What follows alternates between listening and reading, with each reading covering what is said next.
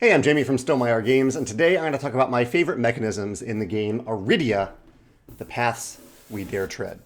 Giant box here. I don't have the stuff in this box. This is so big and so heavy to put up, to hold up. I have a few mechanisms to highlight here today. So far, I will say that I've only played the game solo, and that I just have a lot of respect and admiration for the amount of love that went into this game, both from designer Cody Miller and developer Ira.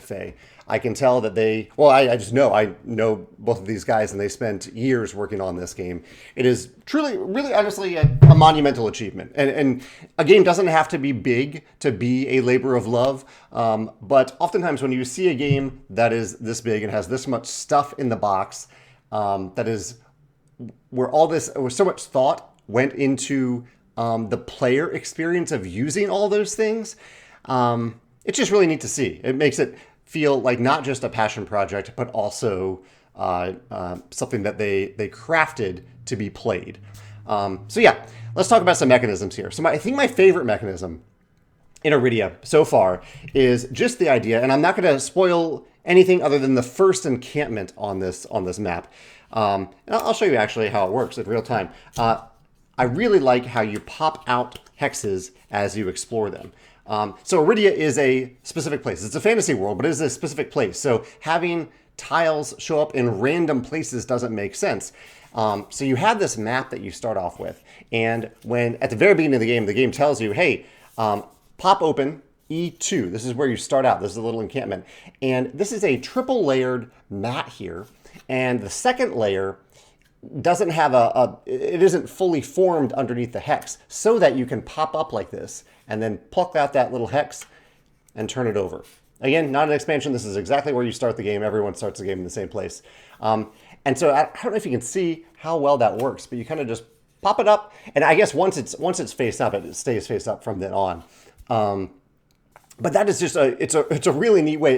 It's essentially a very expensive sticker that you're using here in what Cody is calling a green legacy game, where there are no permanent changes, but it feels a little bit that way because you're flipping something that will always remain that way. And it's just satisfying. It feels like kind of a little bit like an advent calendar. And to take that comparison even a little bit further,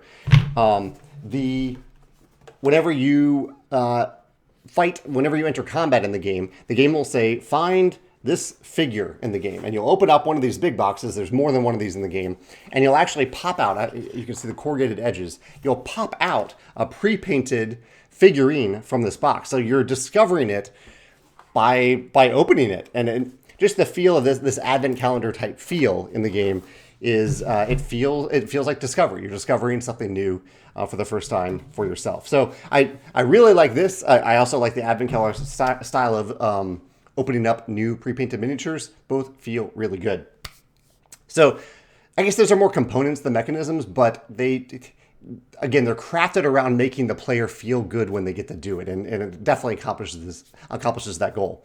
One mechanism, let me talk about an actual mechanism in the game, which is when you're moving around this world in Arydia, like when I'm at this camp, I don't have, all my figures aren't crowded onto this little hex. Rather, there are square, different sizes, but square boards that you place out. They're kind of like tiles, but they're thin tiles that you place out on the table. And it's a square grid that's on these tiles. And the game says there are two modes that you're playing the game in. It's not, and you're not choosing one mode or the other. It's just if there's an enemy on that big tile, then you're in combat mode. If there's no enemy there, then you are in adventure mode, where you're moving around, exploring, talking to people. And what I thought was really cool about this mode, this is the mechanism I'm building up to, is that the game says you can just move freely around in real time with all the other players. There is a lead player at any given time, so that everyone isn't like overlapping and talking on top of one another. But I really like that you aren't limited to a certain amount of movement when you are in adventure mode. You can just freely move around your miniature within that tile. They took what could have been a cumbersome mechanism where you're like, okay, I'll move 3 spaces this turn, wait for another turn, 3 spaces. Finally, you get to an NPC to talk to them, or finally get to the staircase that you can go down. They just say freely move around. This is your time to do whatever you want in this adventure mode. In combat, it's a lot more structured. So I thought that was really clever, really, really clever. I don't know if I've seen that in this style of game before. One other element, and let's see if I have a little bit of a visual example here. Well, I'll highlight that the tutorial is excellent. It's long. It's not a short tutorial, but I really liked that I could learn while I was playing. And I think that makes a big difference, to learn while you're playing in a game like this, where there's a lot going on. And it would be, I think, somewhat cumbersome to learn the game from the rulebook, even though it's a good rulebook too. But the quick start guide is what they're calling it here, is superb in letting you, in like having you engage with the components and the mechanisms and the gameplay right away as you're opening up the game.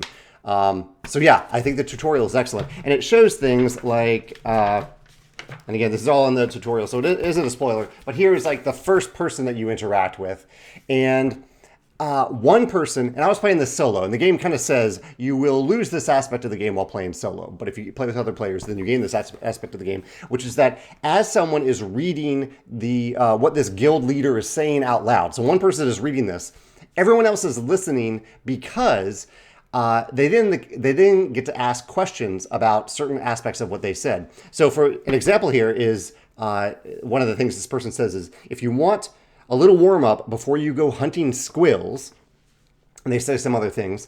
And so this might make you wonder, as you hear this out loud, you're like, oh, what is a squill? I've never heard that word before. And you can ask that to the player reading this card.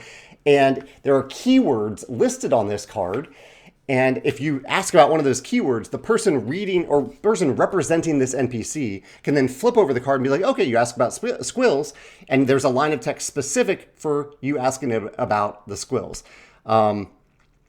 I think this is just a really clever way to get players to pay attention as someone else is reading in the game, and to give the player who is representing the NPC a way to continue to act as that NPC during that little engagement.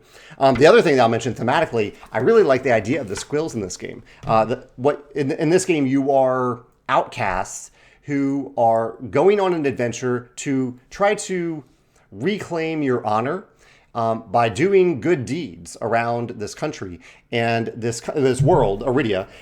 They have a currency called a squill. It's a little wooden coin, these little wooden coins, that if you do a good deed for someone and someone wants to reward you for that, there is a currency for doing that that's called a squill, this little wooden token. And they give you that currency, and you're trying to get enough wooden tokens during a certain season to come back and no longer be an outcast.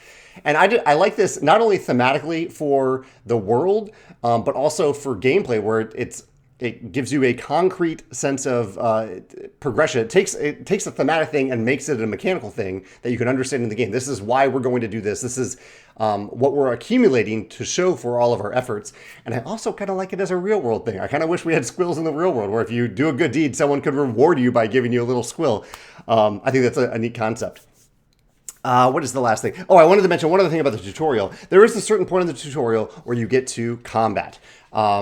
And another thing that I thought was really impressive about the tutorial is that every single character in the game has their own guide for combat, so that it walks you through combat for the first time. And you probably would refer to this after that first combat too. I could see you doing that, although the rulebook is there to assist you. But again, this goes back to what I said about crafting this passion project to be played by people.